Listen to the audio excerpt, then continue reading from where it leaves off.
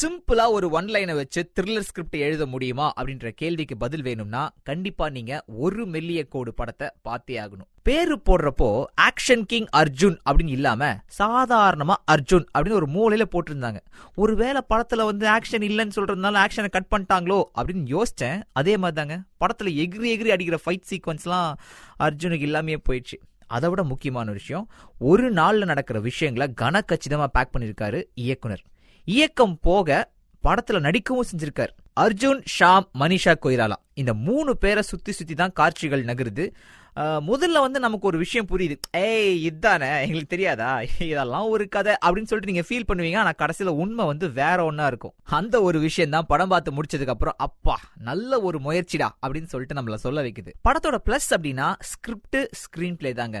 வரிசையா பேய் படமா வந்துட்டு இருக்கிற நேரத்துல இதுலயும் ஒரு கொலை இருக்கிறதுனால போச்சுடா இன்னொரு பேய் படத்துக்கு நாம வந்துட்டோமோ அப்படின்னு சொல்லிட்டு கொஞ்ச நேரம் யோசிப்போம். ஆனா போக போக ஜானர் மாறிடுது. அடுத்ததா பிஜிஎம். இசை ஞானி தான் படத்துக்கு இசை அப்படின்னாலும் பாட்டெல்லாம் கேட்கற மாதிரி இல்லைங்க. பிஜிஎம் நம்மள பயமுறுத்துது, அது வரையும் சந்தோஷம். அப்புறம் நம்ம அர்ஜுன், ஷியாம் இவங்க 2 பேர்த்தோட ஸ்கிரீன் பிரசன்ஸ், அவங்க 2 பேருமே அவங்களுக்கு கொடுத்த கேரக்டரை செஞ்சுக்கிற விதம் கனக்கச்சிதமா இருக்கு.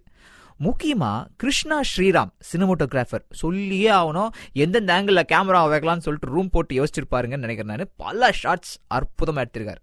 நெக்ஸ்ட் விஷயம் கிளைமேக்ஸ். எதிர்பார்க்காத பல விஷயங்கள் ரிவீல் ஆகுறது இந்த ஒரு கிளைமேக்ஸ்ல தாங்க. படத்தோட மைனஸ்ன்னு பாத்தீங்கன்னா கொஞ்சம் இல்ல ரொம்பவே ஆர்டிபிஷியலா இருக்கிற பாடல்கள், அதுக்கப்புறம் அதுக்குள்ள திணிக்கப்பட்டிருக்கிற கிளாமர் கோஷன்ட்.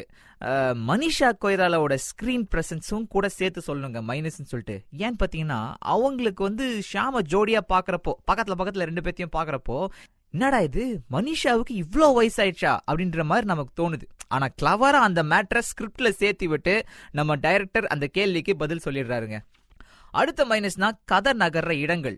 சில இடங்கள் தவிர்த்து பாட்டுக்கு மட்டும்தான் கேமரா பில்டிங்கை விட்டு வெளியே வருதுன்னு வச்சுக்கோங்களேன். மற்ற எல்லா நேரத்திலையும் ஒரு பில்டிங் காட்டுறாங்க, அந்த பில்டிங்குள்ளேயே சுத்தி சுத்தி சுத்தி சுத்தி போயிட்டு இருக்கு. நல்ல விஷயம் தான் இல்லைன்னு சொல்ல, ஆனா அப்பட்டமா இது லோ பட்ஜெட் படம் அப்படின்றது தெரிஞ்சிருதுங்க.